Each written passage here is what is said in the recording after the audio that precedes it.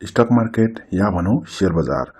यदि तपाई नेपाली शेयर बजारमा लगानी गर्ने सोच बनाइराख्नु भएको छ भने आउनुहोस् जानौं यी 5 कुराहरू जुन तपाईहरुलाई नेपाली शेयर बजारमा प्रवेश गर्नको लागि खुड्किलो बन्नेछ। यस भिडियो हेरिसक्नु भएपछि तपाईहरु शेयर बजार के रहेछ, यसमा कसरी प्रवेश गर्ने, शेयर कहाँबाट किन्ने, कसरी किन्ने र कहाँ कसरी शेयरहरू बेच्न सकिन्छ भन्ने कुराहरूको आइडिया मिल्नेछ र शेयर बजार सम्बन्धी महत्त्वपूर्ण जानकारीहरू प्राप्त गर्न सक्नुहुनेछ। त्यसैले भिडियो पुरा हेर्नुहोला।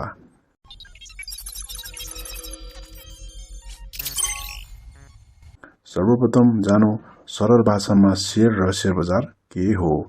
शेयर भनेको कुनै कम्पनीको स्वामित्वको एक हिस्सा हो। कुनै कम्पनीको केही हिस्सा शेयर तपाईसँग छ भने तपाई त्यस कम्पनीको शेयर होल्डर हुनुभयो। शेयर किन्नु बेच्नु भनेको उक्त कम्पनीको केही हिस्सा ओनरशिप किनबेच गर्नु हो र यो शेयर किन्ने बेच्ने ठाउँलाई हामी शेयर बजार भन्दछौं। सामान्यतया पब्लिक कम्पनीजहरू पैसा सङ्कलन गर्न, फन्डहरू रेज गर्नका लागि शेयरहरू जारी गर्दछन्, तर शेयर बाहेक अरु साधनहरू जस्तै डिभेन्चर्स या बोन्ड अनि म्युचुअल फन्ड्सहरू पनि यही स्टक मार्केटमा कारोबार हुँदछ। तपाई शेयर होल्डर भइसकेपछि त्यस कम्पनीको प्रॉफिटको हिस्सा तपाईले पनि पाउनुहुनेछ डिभिडेन्डको रूपमा। तपाईले शेयर मार्केटबाट एक्टिभली लागेर कमाउन पनि सक्नुहुनेछ वा प्यासिभली पनि कमाउन सक्नुहुनेछ, तर जहिले ख्याल चाहिँ राख्नुपर्छ कि शेयर बजारमा जोखिम पनि छ है भनेर। कम्पनी यदि लसमा गयो भने, बिजनेस फेल भयो भने आफूले घाटा पनि बेहोर्नु पर्छ। त्यसैले तपाई सुरुवाती चरणमा हुनुहुन्छ र शेयर बजारलाई जान्न खोज्दै हुनुहुन्छ भने पहिले केही सामान्य बेसिक कुराहरू बजारबारे जान्न जरुरी हुन्छ, जुन एक नम्बरमा छ regulator. Security board of Nepal 7 चाहिँ सरकारी संस्था हो जसले शेयर बजारलाई नियमन गर्दछ। 7 को मुख्य काम चाहिँ धितोपत्र बजारलाई नियमन गर्ने र आवश्यक निर्देशनहरू जारी गर्ने, पब्लिक कम्पनीजहरूको धितोपत्रहरू दर्ता गर्ने, दर्ता भएका धितोपत्रहरू बेचबिखन, ट्रान्सफर, इस्यु अनि एक्सचेन्ज जस्ता कार्यहरूको नियमन गर्ने र त्यसलाई व्यवस्थित गर्ने।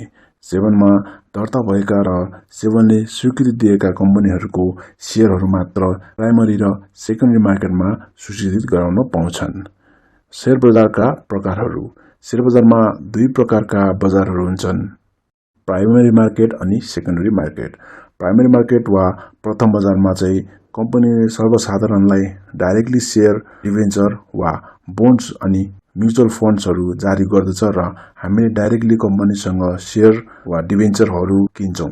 यदि कम्पनीले पहिलो पल्ट शेयर पब्लिकलाई शेयर बेच्दैछ भने त्यसलाई इनिशियल पब्लिक अफरिङ वा आइपीओ भन्दछौं। त्यसैगरी यदि कम्पनीले पहिले नै कुनै समयमा आइपीओ जारी गरिसकेका छन् र शेयर बजारमा त्यस कम्पनीको शेयर लिस्टेड पनि भइसकेको छ, तर पछि फेरि कम्पनीले शेयरहरू पब्लिकलाई जारी गर्न लागेको छ भने त्यस्तोलाई फलो अन पब्लिक अफरिङ वा एफपीओ भन्दछौं। र अब अन्तिममा राइट शेयर। राइट शेयर त्यस्तो शेयर हो जुन चाहिँ कम्पनीको पहिले नै शेयर होल्डर भइसकेकाहरूलाई कम्पनीले जारी गर्दछन्। यस्ता शेयरमा पहिले नै शेयर धनी भइसकेकाहरूको हक लाग्नेछ, त्यसैले यसलाई हकप्रद शेयर भन्दछ। यो आइपीओ, एफपीओ र राइट शेयरहरू बाहेक डिभेन्चर्स, बोन्ड्स र म्युचुअल फन्ड्सहरू पनि यस प्रथम बजारमा हामीले पाउन सक्छौं। डिभेन्चर र बोन्ड भनेको पनि कम्पनीले पैसा उठाउन प्रयोग हुने वित्तीय साधन हो, जुन चाहिँ कम्पनीले सर्टेन फिक्स्ड इन्ट्रेस्ट तिर्छु भनेर सर्वसाधारणहरूसँग चाहिँ लोन लिने हो। त्यसैगरी म्युचुअल फन्ड भनेको पोर्टफोलियो म्यानेजमेन्ट कम्पनी हो जसले चाहिँ पब्लिकबाट पैसा उठाएर stock, bonds, short term debts, fixed deposit जस्ता विभिन्न साधनहरूमा लगानी गर्दछ। अब कुरा गरौं सेकेन्डरी मार्केटको। सेकेन्डरी मार्केट वा दोस्रो बजार भनेको त्यो बजार हो जहाँ शेयर होल्डर्स, शेयरका मालिकहरू आफ्ना शेयरहरू जुन प्राइमरी मार्केटबाट किनेका छन् वा दोस्रो बजारबाटै किनेका शेयरहरू बेच्न सक्छन् र कुनै कम्पनीको शेयर किन्न चाहनु हुन्छ जुन पब्लिकलाई आइपीओ जारी गरेर शेयर बजारमा सूचीकृत भइसकेका छन् भने यही दोस्रो बजारमा किन्न सक्नुहुनेछ र पछि बेच्न चाहनुहुन्छ भने यही दोस्रो बजारमा नै बेच्ने हो। प्रथम बजारमा चाहिँ तपाईहरुले डाइरेक्ट कम्पनीसँग शेयर किन्नुहुन्छ भने दोस्रो बजारमा चाहिँ तपाईँ हामी बीच नै कम्पनीको सेयर किनबेच भई ओनरसिप ट्रान्सफर हुने हो। नेपाल स्टक एक्सचेन्ज नेप्से नै एउटा मात्र नेपालको बजार हो जहाँ तपाईँ सेयरहरू सेकेन्डरी मार्केटबाट सेयर किन्न र बेच्न सक्नुहुनेछ। के गर्नुपर्छ त सेयर बजारमा लगानी गर्न? ए नम्बरमा ब्याङ्क एकाउन्ट। पहिले त तपाईले ब्याङ्क एकाउन्ट खोल्नु पर्यो। एकाउन्ट त्यो ब्याङ्कमा खोल्नुहोस् जसले चाहिँ आसपास सेवा दिने गर्दछ। प्राय ब्याङ्कमा हुन्छ यो सुविधा, तैपनि कन्फर्म गरेर खोल्नु होला। Demat account. अनि अब चाहियो तपाईहरुलाई डिम्याट एकाउन्ट। प्राय जसो कमर्सियल ब्याङ्कहरुमा डिम्याट एकाउन्ट खोल्ने सुविधा हुन्छ। तपाईहरुको जुन ब्याङ्कमा एकाउन्ट छ त्यहीबाट पनि डिम्याट एकाउन्ट खोल्न सक्नुहुनेछ। त्यो बाहेक अरु स्टक ब्रोकर कम्पनीहरुबाट पनि डिम्याट एकाउन्ट खोल्न सक्नुहुनेछ। यही डिम्याट एकाउन्टमा तपाईहरुको शेयरहरु देखाउनेछ। तपाईको आईपीओ मा परेको शेयर वा दोस्रो बजारबाट किनेका शेयरहरु सब यही एकाउन्टमा होल्ड हुनेछ।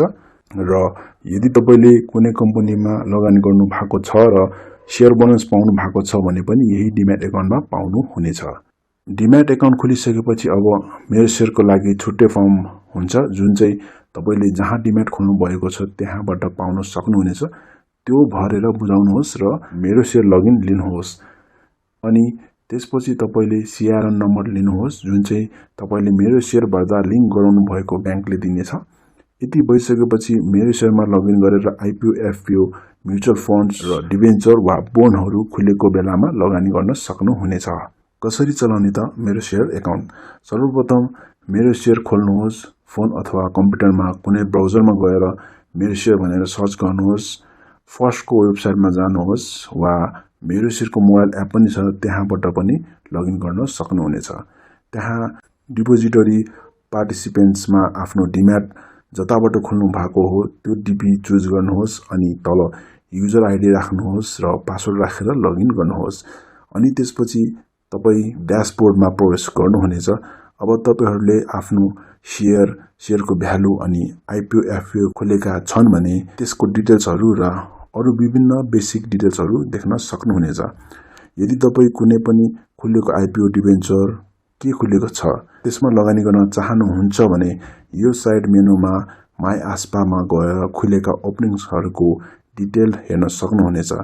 एप्लाई गर्नको लागि एप्लाई फर इस्यु ट्याबमा क्लिक गरेर त्यहाँ कति किता शेयर किन्न चाहनुहुन्छ त्यो परिमाण राखेर आफ्नो सीआरएन नम्बर राखी एप्लाई गर्न सक्नुहुनेछ।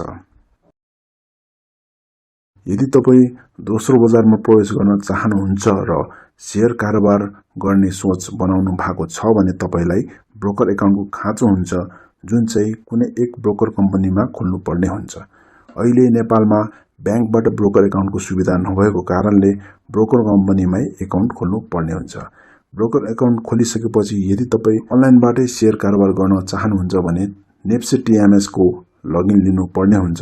नभए अनलाइन लिनु भएन भने तपाईहरु आफै ब्रोकर अफिसमा गएर वा फोन कन्ट्याक्टबाट कुरा गरी शेयर कारोबार गर्न सक्नुहुनेछ। यसरी चाहिँ तपाईहरुले शेयर बजारमा कारोबार गरी एक्टिभली वा प्यासिभली पनि पैसा कमाउन सक्नुहुनेछ। सक्रिय रूपमा तपाई शेयर किनेर अनि बेचेर नाफा कमाउन सक्नुहुनेछ भने निष्क्रिय रूपमा चाहिँ राम्रा बलिया कम्पनीहरुको शेयरमा लगानी गरी वार्षिक रूपमा डिभिडेन्ड अनि बोनसहरु खाँदै फाइदा लिन सक्नुहुनेछ। तर यो पनि ध्यानमा राख्नु पर्छ कि लगानी गर्नुमा जहिले पनि जोखिम पनि जोडिएको हुन्छ भनेर त्यसैले लगानी गर्नु अगाडि राम्रोसँग कम्पनीहरुको विश्लेषण गर्न जरुरी छ। सबै डकुमेन्टहरु पढ्नु पर्छ र जोखिमहरु के छन् त त्यो विश्लेषण गरी लगानी गर्नु पर्दछ। त साथीहरु भविष्यमा पनि यस्तै भिडियोहरु यस च्यानलमा लिएर आउने नै छु। यदि च्यानललाई सब्स्क्राइब गर्नु भएको छैन भने सब्स्क्राइब गरिदिनु होला र बेल आइकनमा पनि थिच्दिनु होला ताकि यस्तै भिडियोहरु नछुटियोस्। कुनै विशेष टपिकमा भिडियो हेर्न चाहनुहुन्छ भने तल कमेन्टमा लेखिदिन सक्नुहुनेछ। भिडियो मन परेमा लाइक गरिदिनु होला। आफ्नो अमूल्य समय दिनुभएकोमा thank you and good by.